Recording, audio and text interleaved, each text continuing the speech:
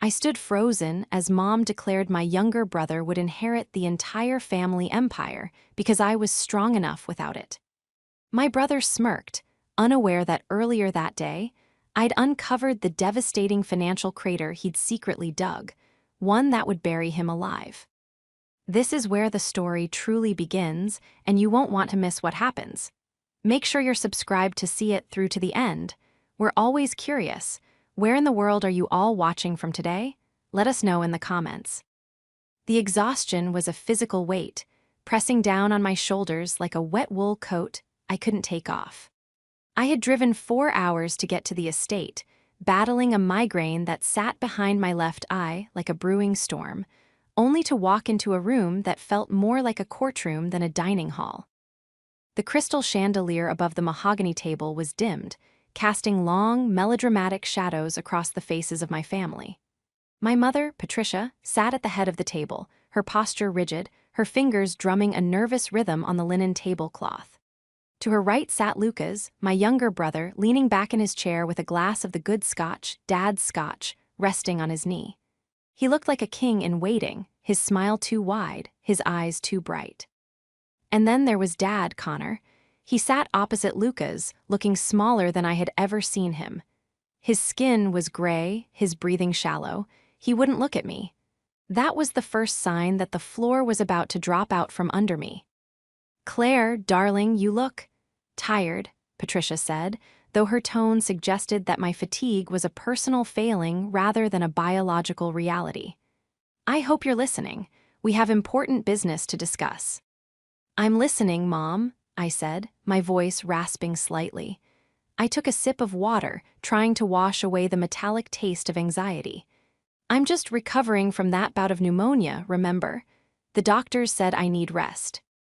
"Yes, well, we all have our burdens," she dismissed, waving a hand adorned with diamonds that cost more than my first car. "But this is about the future, the legacy." She stood up then, clearing her throat. The performance was beginning. "Your father and I have been doing a lot of thinking," Patricia began, her gaze shifting adoringly to Lucas, who preened under the attention. "We have decided to settle the estate now, while we are all here, to avoid any confusion later on." I saw Connor flinch. He reached for his water glass, his hand trembling so violently that water sloshed over the rim. He still didn't look at me. "Claire," Patricia turned her eyes to me, and they were cold, devoid of the warmth a mother should have for a daughter who had spent the last decade building her own life from scratch. "You have done remarkably well for yourself. You have your career in the city, your own apartment, your independence. You are a survivor. You always have been." I nodded slowly, a cold dread pooling in my stomach. "Thank you." "Lucas, on the other hand," she continued, her voice softening into something syrupy, needs stability. He needs a foundation to build upon. He has such vision for the company, but he needs the assets to make it happen. She took a deep breath, delivering the blow with the precision of an executioner. "Therefore, we have decided that Lucas will inherit the house, the land, and the entirety of the manufacturing business. Effective immediately, the title transfer process begins." The silence that followed was absolute. I could hear the grandfather clock ticking in the hallway, counting down the seconds of my humiliation. "Everything," I whispered, the word feeling foreign in my mouth. "The business I helped modernize, the house where I grew up." "You don't need it, Claire," Patricia said, her tone final. "You're already doing fine on your own. Lucas needs this. It's only fair." Lucas took a slow sip of his scotch, his eyes locking with mine. The smugness radiating off him was palpable, a heat wave of arrogance. "Don't be greedy, sis," he said, his voice smooth and oily. "You always said you didn't want to be tied down to this town. I'm doing you a favor." I looked at Connor. "Dad," I asked, pleading for him to speak, to inject some sanity into this madness. He finally looked up. His eyes were red-rimmed, filled with a mixture of sorrow and terror that I couldn't quite parse. He opened his mouth to speak, but Patricia cut him off with a sharp look. "Your father agrees," she snapped. "This is best for the family." The betrayal hit me harder than the fever I'd fought off just weeks ago. It wasn't about the money. I didn't care about the sprawling house or the antique furniture. It was the message. It was the confirmation that in the ledger of my mother's heart, I was an asset to be liquidated, while Luca's was an investment to be protected at all costs. I looked at Luca's, really looked at him, and for the first time in years I didn't my annoying little brother. I saw a shark in a suit that didn't quite fit, but as the shock began to fade, replaced by the icy clarity of my profession, I realized something else. They thought they were cutting me out of a fortune. They had no idea they were locking Luca's inside a burning building. I placed my hands on the table to steady myself, the wood cool under my palms. "Okay," I said, my voice surprisingly steady, "if that's your decision." Patricia let out a breath she seemed to have been holding. "Good, I'm glad you're being sensible." I wasn't being sensible. I was being merciful.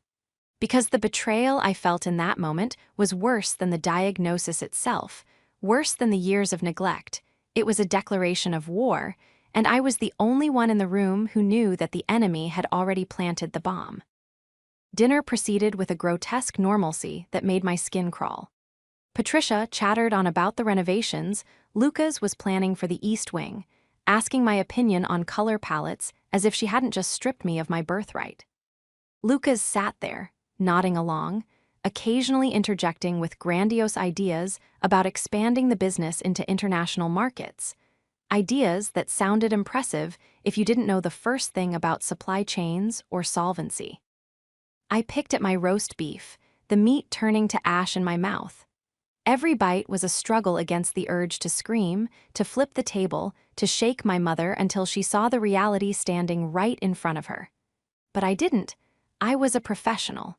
My job was to find the truth in the numbers, to remain objective when everyone else was emotional. "I think a minimalist aesthetic for the office," Luca's was saying, waving his fork. "Glass walls, open concept, we need to project transparency." I almost choked on my water. Transparency. The irony was rich enough to cause gout. "That sounds expensive," I managed to say, keeping my tone neutral. "You have to spend money to make money, Claire," Luca's shot back, a condescending smirk playing on his lips. "That's the problem with your little accounting job. You look at pennies, I look at potential." "My little accounting job involves forensic audits for Fortune 500 companies, Luca's," I reminded him quietly. "I look for fraud. I look for the things people try to hide." The table went quiet for a split second. Lucas's smile faltered just a fraction before he recovered. "Right. Well, we run a clean ship here. Nothing to hide." Patricia beamed at him. "Of course not. Your father built this company on integrity." I glanced at Connor again. He was staring at his plate, pushing peas around with his fork. He hadn't eaten a bite. Under the table, I saw his leg bouncing nervously. He knew. He had to know. But the fear radiating off him was confusing. Was he afraid of Patricia, or was he afraid of what was coming? After dinner, the family retreated to the drawing room for coffee. I excused myself, claiming my migraine had returned with a vengeance. I needed air. I needed to think. I walked out onto the veranda, the cool night air hitting my flushed face. The estate grounds stretched out before me, shadowed and imposing. This was supposed to be Lucas's kingdom now. I pulled my phone from my pocket and unlocked the secure folder I had synced earlier that morning. It was all there. The PDF files, the bank statements, the shell company registrations. I scrolled through them, the blue light illuminating the grim reality of the clean ship Luca's was running. He had been helping Dad with the books for the last 2 years as Dad's health declined. Patricia saw it as Luca's stepping up. I saw it for what it was, a slow, methodical siphoning of the company's lifeblood. "Claire." I jumped, locking the phone instantly and shoving it into my pocket. I turned to see Connor standing in the doorway, leaning heavily on his cane. He looked frail, a ghost of the man who used to carry me on his shoulders. "Dad," I said, moving to help him, "you shouldn't be out here without a coat. It's freezing." "I'm fine," he wheezed, waving me off, though he accepted my arm for support. We walked to the stone railing, looking out over the dark garden. "I'm sorry," he whispered. The words were carried away by the wind, barely audible. "About the inheritance?" I asked, keeping my voice gentle. "It's okay, Dad. I don't need the money. I really don't." "No," he said, shaking his head violently. "Not about the money, about letting it happen." He turned to me, his eyes wet. "Your mother, she doesn't see. She refuses to see. She thinks he's the second coming of the family name." "I know," I said. "She always has." Connor gripped my arm, his fingers digging into my sweater with surprising strength. He leaned in close, his voice dropping to a terrified whisper. "I saw the laptop," he hissed. "Last week. He left it open in the study. I saw the transfers, Claire to the Caymans, to that company. Apex Holdings." My blood ran cold, he knew. "Why didn't you say anything?" I asked. "I tried," Connor's voice cracked. "I tried to tell her. She said I was confused. She said the medication was messing with my head. She said Lucas explained it all, that it was tax optimization. She trusts him blindly, Claire, and if I push too hard." He trailed off, looking back toward the house where Patricia held court. "She controls my medical care. She controls the proxies. I'm trapped." I looked at my father, seeing the utter defeat in his posture. He wasn't just sick. He was a hostage in his own home, gaslit by his wife and manipulated by his son. "He's going to ruin us," Connor whispered. "If he gets the business fully, within 6 months there won't be a business. There will be indictments." I placed my hand over his trembling one. "Dad, listen to me." "Please," he begged, tears spilling over. "Please tell them what you showed me, or what I saw. You have to stop this. I can't do it alone." I squeezed his hand. "I know. I found it too. I did a background run on the company EIN yesterday because I noticed some irregularities in the quarterly reports you sent me last month." His eyes widened. "You know." "I know everything," I confirmed. "I know about Apex Holdings. I know about the gambling debts in Vegas. I know about the second mortgage he took out on the warehouse without your signature." Connor let out a sob of relief, slumping against the railing. "But they had forgotten one crucial thing," I said, my voice hardening as I looked back at the house, where Lucas's laughter drifted through the open window. "They forgot that I don't just count money, I hunt it. To understand why this night was so inevitable, you have to understand the architecture of my family. It wasn't built on love, it was built on a very specific hierarchy. Lucas was the miracle. He was born when Patricia was 42, long after they thought they were done having children. I was 4 years old, a quiet, observant child, and suddenly I was invisible. Lucas was a colicky, demanding baby, and he grew into a demanding, reckless adult. But to Patricia, every mistake he made was simply the world failing to understand his genius. Failed math, the teacher was incompetent. Crashed the car, the road was poorly designed.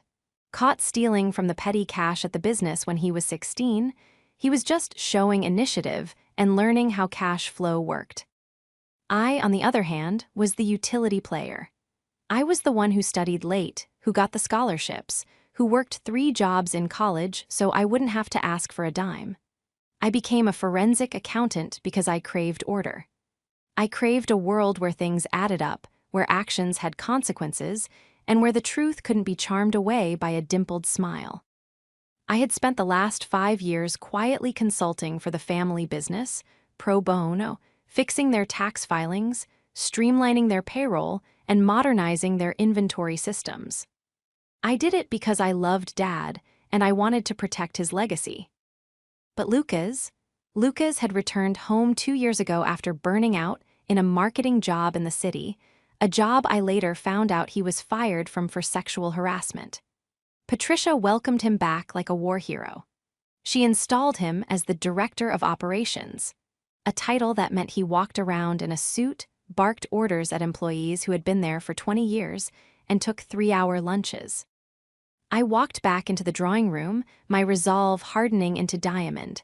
Patricia was pouring more coffee. Lucas was checking his watch, likely bored of performing for his audience. "There she is," Lucas drawled. Feeling better, or did the reality of being disinherited give you a headache? Actually, I'm feeling very clear-headed, I said, taking a seat on the stiff velvet sofa. Dad and I were just catching up. Lucas's eyes flickered to the doorway where Connor was slowly shuffling back in. A shadow of suspicion crossed Lucas's face. Catching up on what? Old times, I lied smoothly, and the future. Speaking of the future, Patricia interjected, handing me a cup of coffee I didn't want. Lucas has some wonderful ideas for the staff. He's thinking of bringing in a whole new management team. Younger, hungrier. Firing the loyal staff, I asked, raising an eyebrow. People like Mrs. Higgins who have been with us since the garage days. Dead weight, Lucas said dismissively. We need agility. You wouldn't understand, Claire. You're too risk-averse. That's why you're an accountant. You look backward. Entrepreneurs look forward. He stood up and walked over to the fireplace, leaning his arm on the mantel in a pose that looked rehearsed.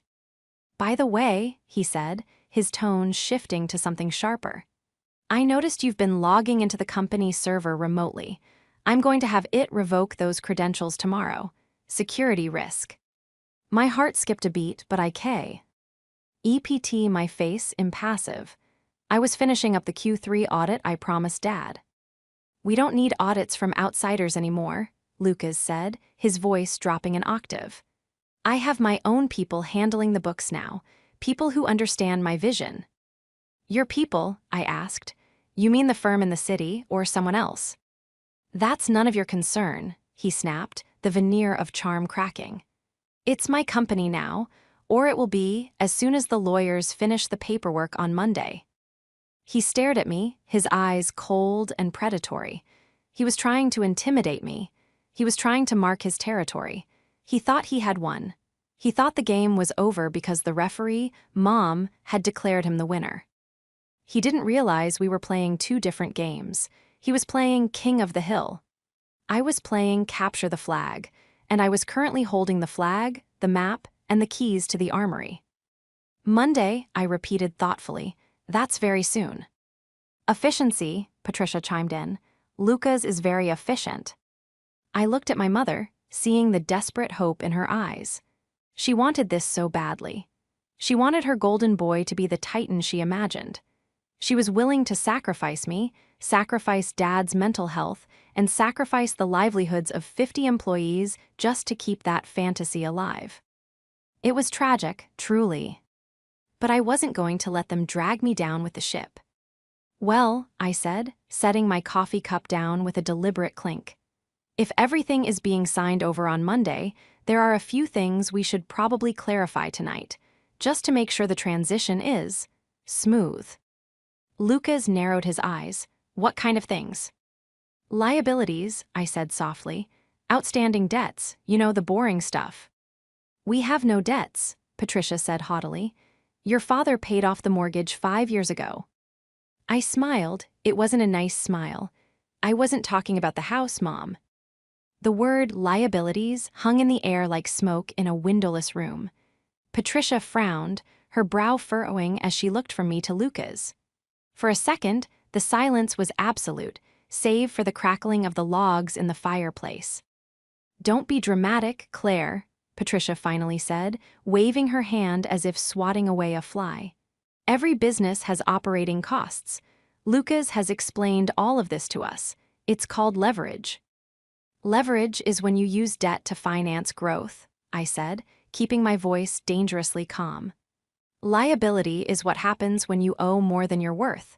And right now, from what I've seen, the company isn't just leveraged. It's hemorrhaging. Lucas stepped away from the mantel. His face had gone rigid, the charming smile completely erased. I told you, Mom, she's jealous. She comes in here after being gone for months and tries to undermine me because she's upset about the house. He turned his glare on me. You don't know the first thing about my strategy, Claire. Stick to your spreadsheets. I intend to, I replied, standing up. I'm going to bed. But Lucas, if I were you, I'd make sure that clean ship of yours is watertight, because leaks have a nasty habit of sinking captains. I walked out of the room, feeling their eyes boring into my back. I didn't look at Dad. I couldn't risk exposing him yet. Once inside my old bedroom, a space that had been slowly stripped of my personality over the years to make room for guest amenities, I locked the door. I didn't turn on the main light. Instead, I sat at the small desk by the window, opened my laptop, and booted up my proprietary forensic software. I had mirrored the company server 3 days ago. It was a standard precaution I took whenever I did work for family, mostly so I wouldn't have to rely on their terrible internet connection. But now, it was my weapon. I started digging. Forensic accounting isn't about math, it's about psychology. It's about understanding human behavior. Fraudsters are rarely creative. They are arrogant. They think that if they hide a transaction under a boring label like consulting fees or miscellaneous supply chain logistics, no one will look twice. I pulled up the general ledger for the last 18 months. The first thing that stood out was a recurring payment to a vendor listed as Apex Strategic Solutions. The payments started small, $5,000 here, $10,000 there, just enough to fly under the radar of a standard automated audit. But 6 months ago, they had spiked. $50,000, $80,000. Last month alone, a transfer of $150,000. I ran a search on Apex Strategic Solutions. The address on the invoice led to a UPS store in a strip mall in Nevada, a classic shell. I cross-referenced the dates of the transfers with Lucas's social media, which he foolishly kept public because he wanted to be an influencer, CEO. Transfer date, March 14th. Amount, $45,000. Lucas's Instagram post, March 16th. New wheels, hard work pays off. A photo of a vintage Porsche. Chi 911. Transfer date, June 2nd. Amount, $75,000. Lucas's geolocation, June 3rd. The Wynn, Las Vegas. High roller suite, betting on myself. My stomach turned. He wasn't even laundering it well. He was treating the company operating account like his personal piggy bank, siphoning off liquidity to fund a lifestyle he hadn't earned. But then I found something worse. Buried in the subledger for capital improvements, I found a loan agreement. It wasn't from a bank. It was from a private equity firm I recognized from a case I'd worked on 2 years ago in Chicago. Vanguard Capital. They weren't investors. They were predatory lenders. They offered high-interest, short-term bridge loans to distressed companies, collateralized by hard assets. If you missed a payment, they didn't just sue you, they seized the equipment, the land, the inventory. I scanned the document. The loan was for $2 million. The collateral listed was the factory, the land it sat on, and my breath hitched. The family estate, this house. The signature at the bottom was Connor J. Reynolds.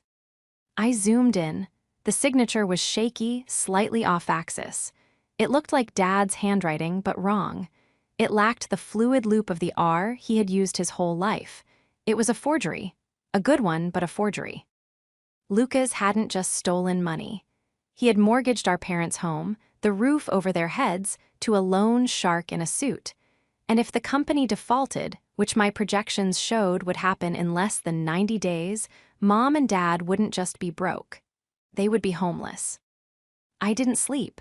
I spent the night building the timeline, creating a visual map of the theft.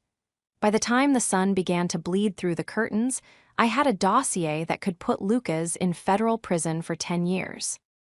I showered, dressed in my sharpest blazer, armor for the modern woman, and went down to breakfast.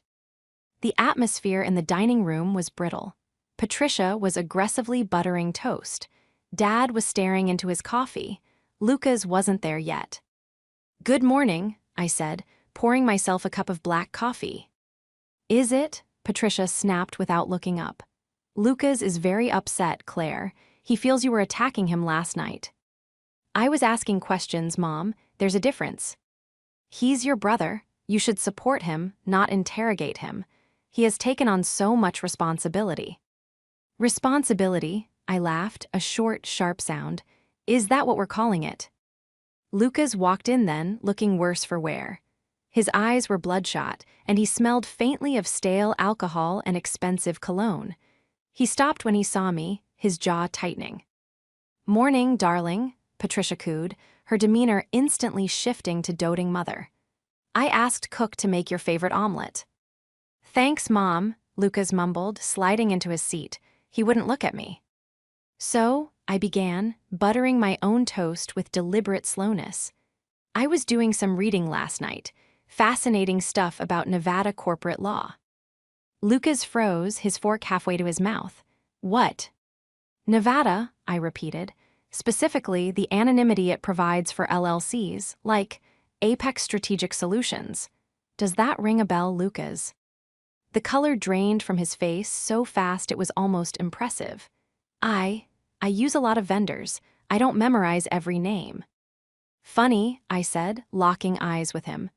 "Because you've paid them nearly $500,000 in the last 6 months for consulting. I was just wondering, what exactly do they consult on? Is it marketing, or is it vintage car restoration?" Patricia slammed her hand down on the table. "Enough, Claire. I will not have you badgering him at the breakfast table. Apex is a legitimate firm. Lucas told me about them. They are helping us restructure." "Restructure what, Mom?" I asked, turning to her. "Our assets into his pocket, because I matched the transfer dates. March 14th, June 2nd. Every time Apex gets a check, Lucas gets a new toy or goes on a trip." "That is a coincidence," Patricia shouted, her face flushing pink. "Lucas has his own money. He had savings from his time in the city." "He was fired from his job in the city for cause, Mom. He had 0 savings. He moved back here because he was broke." "Liar," Lucas shouted, standing up. "You're a jealous, bitter liar. You're just trying to poison them against me because you can't stand that I won." "Sit down, Lucas," Dad's voice cut through the noise. It was weak but firm. We all turned to look at him. Connor was gripping the edge of the table, his knuckles white. "Connor, don't upset yourself," Patricia fluttered. "I said sit down," Connor repeated, looking directly at his son. Lucas sat, looking like a petulant child. "Claire," Dad said, looking at me with wet, pleading eyes. You said there was more." "Yes, Dad," I said softly. "There's a lot more." "Show them," he whispered. "No one is showing anything," Lucas yelled, panic rising in his voice. "This is my company. I am the CEO. I don't answer to her." "You're not the CEO yet," I reminded him coldly. "The papers aren't signed until Monday." "Mom," Lucas pleaded, turning to Patricia. "Make her stop. She's making this up. She's hacked my computer. That's illegal. I can sue her." "You could," I agreed. "But then you'd have to explain the Vanguard Capital loan in Discovery, and I don't think you want to do that." The room went dead silent. Lucas looked like he had been shot. His mouth opened and closed, but no sound came out. Patricia looked confused. "Vanguard? What is Vanguard?" "Ask him, Mom," I said, pointing a steady finger at my brother. "Ask him what he signed Dad's name to." "I don't know what she's talking about," Lucas stammered, sweat beading on his forehead. It's a line of credit, standard business practice, to smooth out cash flow." "A $2 million line of credit?" I asked. "At 18% interest, collateralized by this house." Patricia let out a small gasp. She looked at the walls around her, at the portraits of her ancestors, as if they were suddenly fading away. "The house? Lucas, you promised. You said the estate was safe. You said the business assets were separate." "They are," Lucas lied, his voice cracking. "She's misinterpreting the contract. It's a cross-collateralization clause. It's technical. It never gets triggered unless there's a catastrophe." "Which there will be," I interjected. "Because you've stripped the operating capital. The suppliers aren't being paid, Lucas. I saw the accounts payable aging report. You're 90 days past due with the steel supplier. 60 days with the logistics firm. You're using the Vanguard loan to pay the interest on the other debts you racked up." "Shut up," Lucas screamed, slamming his fist on the table. "You don't know what it's like. The pressure. Dad left me a mess. The machinery is old, the market is changing. I had to take risks. Dad left you a company with $3 million in reserves and zero debt, I countered. You burned it in 24 months. It's not my fault, Lucas shouted, and there it was, the mantra of his life. It's not my fault. I needed capital to modernize, and Marcus said this was the only way to get liquidity fast without going through the banks who ask too many questions. Marcus, I pounced on the name, is that your contact at Apex? Lucas clamped his mouth shut, realizing he'd slipped. You're being scammed, you idiot, I said, my voice dropping to a harsh whisper. This Marcus guy isn't a consultant. He's bleeding you dry, and you're handing him the knife. Stop it, Patricia shrieked, covering her ears. Stop it, both of you, I can't take this. She looked at Connor, her eyes wide and terrified. Connor, tell her she's wrong. Tell her Lucas wouldn't do this. Dad slowly reached into his jacket pocket. His hand shook as he pulled out a folded piece of paper. He slid it across the mahogany table toward Patricia. I found this, Connor whispered, in the trash, in his study. Patricia picked it up with trembling fingers. It was a draft notice from a collection agency, addressed to Lucas, for a gambling debt of $40,000. This is from last year, Connor said, before the Apex payment started. Patricia stared at the paper, then she looked at Lucas. For the first time in my life, I saw the blindfold slip. She didn't see her golden boy, she saw a stranger. You gamble, she whispered. It was just for fun, Lucas cried, his defense crumbling into whining. Everyone does it. I was networking. I met investors at the tables. You stole from the company to pay bookies, I corrected him. And when that wasn't enough, you mortgaged the house. I can fix it. Lucas stood up, knocking his chair over. He paced frantically around the room.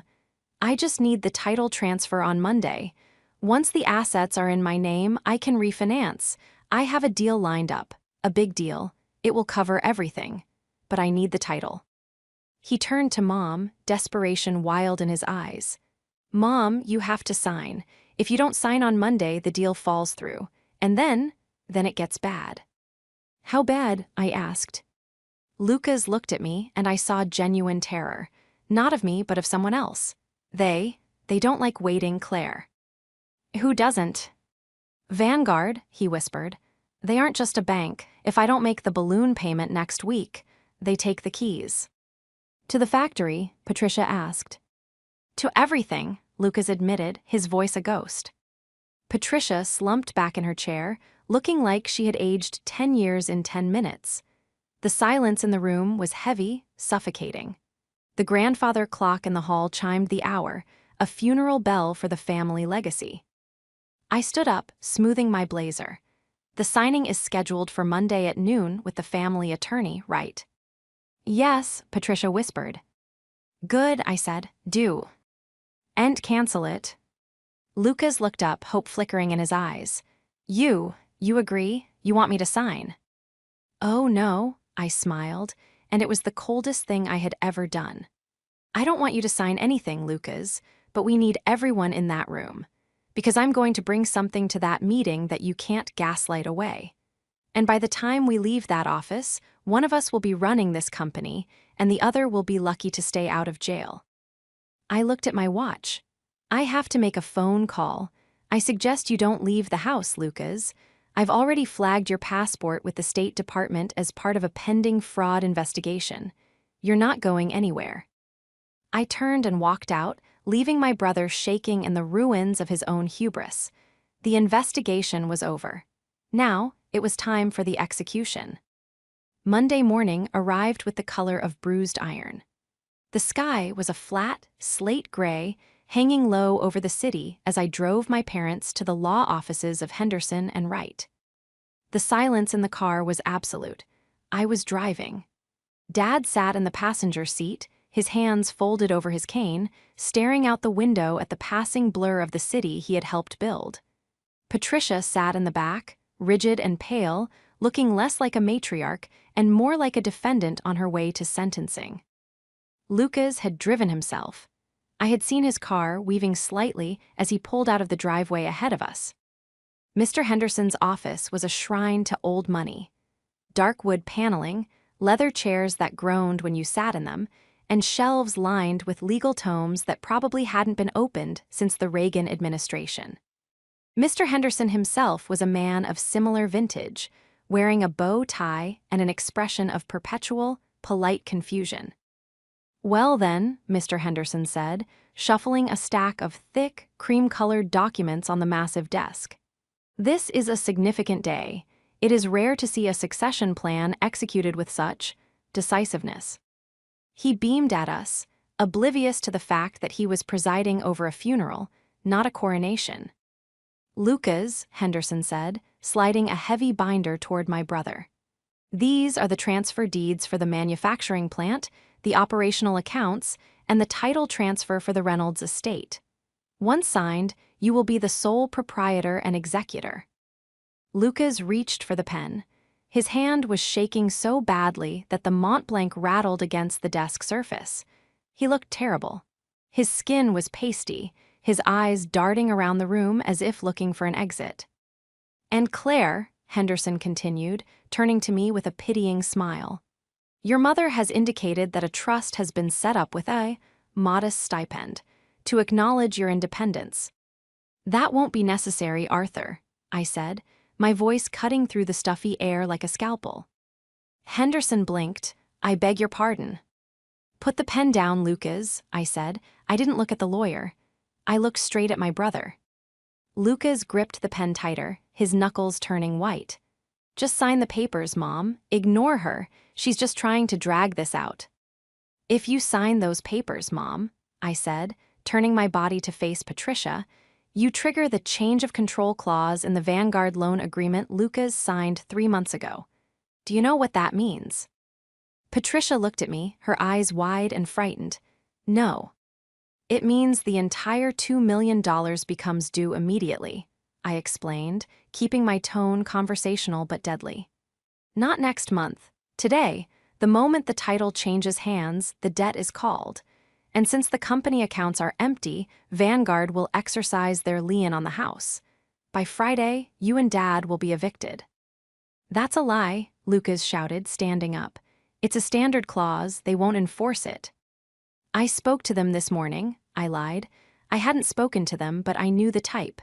Vulture capitalists don't have mercy, they have algorithms. They are waiting for the filing. They have a foreclosure team on standby. Mr. Henderson looked from Lucas to me, his professional veneer cracking. "What is this? What loan? The estate is unencumbered." "Not anymore," I said. I reached into my briefcase, the leather heavy and reassuring in my hand, and pulled out a thick file. I slammed it onto the desk. "This is a forensic audit of the last 24 months, I announced. "It details 47 separate instances of embezzlement, wire fraud, and misappropriation of funds totaling $640,000, all funneled to offshore shell companies controlled by Lucas." I pulled out a second document, a single sheet of paper protected by a plastic sleeve. "And this," I said, sliding it toward Mr. Henderson, "is the Vanguard loan agreement. Arthur, you've represented my father for 30 years. Look at the signature." Henderson adjusted his spectacles, leaning over the paper. He squinted, frowned, and then recoiled as if the paper were hot. "Connor," he asked, looking at my father, "did you sign this?" Dad didn't speak, he just slowly shook his head. "It's a forgery," Henderson whispered, the horror dawning on him. "A clumsy one at that." "It's fraud, Arthur," I corrected. "Federal bank fraud. And since the loan was secured using the U.S. mail system, it's also mail fraud. We're looking at 15 to 20 years. Minimum." The room went silent, a heavy, suffocating silence that pressed against our eardrums. Lucas slumped back into his chair, the pen rolling out of his hand and clattering onto the floor. He put his head in his hands and began to sob. Not the crying of a repentant man, but the terrified, ugly sobbing of a child who has finally been caught. "Mom," Lucas wailed, his voice muffled by his palms. "Mom, please, you have to help me. They'll kill me. If I don't pay them, they'll kill me." Patricia stared at him. She looked at the sobbing wreck of her golden boy, the son she had elevated above everything else. Then she looked at the spreadsheet I had left open on the table, showing the dates of the transfers. The dates of her anniversary. The dates of Dad's surgeries. Days when Lucas was supposedly working late, saving the company, while he was actually bleeding it dry to feed his addiction. "You knew," Patricia whispered. Her voice was trembling. "You knew this whole time, when you asked for the inheritance. You weren't trying to build a future, you were trying to use us as a shield." "I had no choice," Lucas screamed, lifting his tear-streaked face. "I was in a hole, I just needed time. If you sign the business over to me, I can sell the factory equipment. I can strip the assets. I can pay them back." "Sell the equipment?" Dad spoke up. His voice was stronger now, fueled by a deep, volcanic anger. "You would strip the factory, you would fire the men and women who have worked for us for decades, just to save your own skin." "I'm your son," Lucas yelled. "Does that mean nothing?" "I have a daughter, too," Dad said, looking at me with a pride I hadn't seen in years. "A daughter I ignored because I was too busy protecting you." Patricia stood up. She walked over to the desk, her movements slow and deliberate. She picked up the transfer deed, the document that would have given Lucas everything. She looked at it for a long moment. Then, with a strength I didn't know she possessed, she tore it in half, then in quarters. She dropped the confetti of her shattered dreams onto the desk. "Get out," Patricia said. Lucas blinked. "What?" "Get out," she repeated, her voice rising to a shriek. "Get out of this office. Get out of my house. Get out of my life." "Mom." "Don't you dare call me that," she hissed, pointing a shaking finger at the door. "You were willing to let us lose our home. You were willing to let your father die in the street just to cover your mistakes. You aren't a son, you're a parasite." Lucas looked at Henderson, then at Dad, and finally at me. He saw no mercy in any of our eyes. He scrambled out of the chair, grabbing his keys, and bolted from the room. We heard the heavy oak door slam shut, the sound echoing like a gunshot. Patricia collapsed back into her chair, covering her face with her hands. Her shoulders shook with silent sobs. Dad reached out and took her hand, anchoring her. Mr. Henderson cleared his throat, looking thoroughly shaken. "Well, I suppose we need to discuss a new arrangement." I stepped forward, taking the seat Lucas had vacated. I picked up the pen he had dropped. "Yes, Arthur," I said, opening my laptop. "We do. First, we need to file an immediate injunction to freeze the Vanguard loan based on fraudulent origination. I've already drafted the affidavit for Dad to sign. Second, we need to file a police report regarding the identity theft. It's the only way to void the debt." "A police report?" Patricia looked up, her eyes red. "Against Lucas, Claire, he'll go to prison." I looked at my mother. I saw the mother who had told me I was doing fine on my own. The mother who had dismissed my pneumonia as a nuisance. "That is his choice, Mom," I said gently but firmly. "He committed the crime. We can either let him face the consequences, or we can let him take this family down with him. But I am not going to let him destroy what Dad built. And I am certainly not going to let him take your home." Patricia looked at Dad. He nodded slowly. "Do it," Dad said. "Do whatever you have to do, Claire. We trust you." The fallout was ugly, messy, and long. Just the way I like it, because mess implies that things are being cleaned up. I moved back into the estate for 3 months, not as a daughter, but as a crisis manager. I took a leave of absence from my firm, telling them I had a family emergency. That was the understatement of the century. The first week was a blur of legal motions. With Mr. Henderson's help and my aggressive pushing, we managed to get a temporary rest. Reigning order against Vanguard Capital. When we presented the evidence of the forged signature and the fact that their loan officer was a known predator operating without a state license, they backed off. They knew that a discovery process would expose their entire illegal operation. They agreed to void the lien in exchange for us not reporting them to the SEC. The debt was gone, but the company was still hollowed out. I fired the entire management team Lucas had hired, his drinking buddies who were on the payroll as consultants.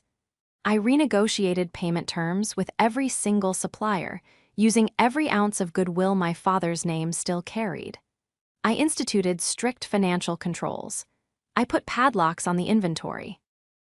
And Lucas, he was arrested 2 days after the meeting at the lawyer's office. He was caught trying to board a flight to Mexico using a credit card he had stolen from Patricia's purse before he fled the house. We didn't press charges for the full extent of the corporate embezzlement. Mom couldn't bear it. But we didn't stop the DA from pursuing him for the identity theft and the bank fraud regarding the credit cards. He took a plea deal. 3 years in a minimum security facility, followed by 5 years of probation. I visited him once before the sentencing. He was sitting in the visitor's room, wearing an orange jumpsuit that washed out his complexion. He looked smaller. The arrogance was gone, replaced by a sullen, childish resentment. "Are you happy?" he asked me, refusing to meet my eyes. "You won, you got the company, you got the house, you got everything." "I didn't want any of it, Lucas," I said honestly.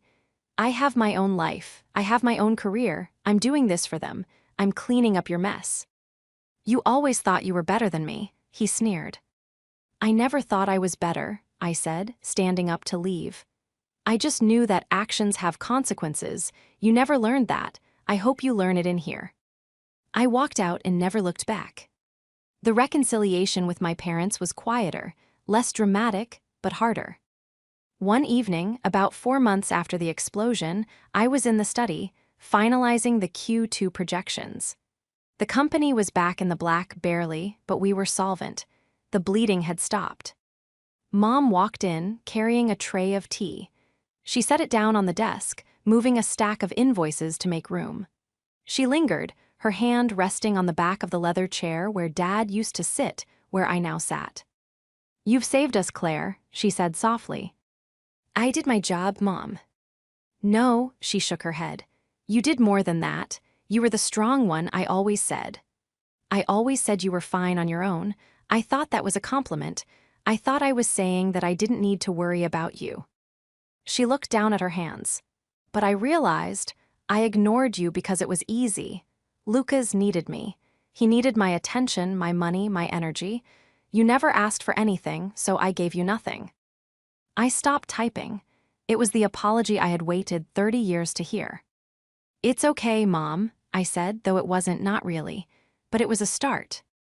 "It's not okay," she said firmly. "We almost lost everything because I was blind. I'm sorry, Claire. I am so, so sorry." Dad walked in then, looking healthier than he had in years.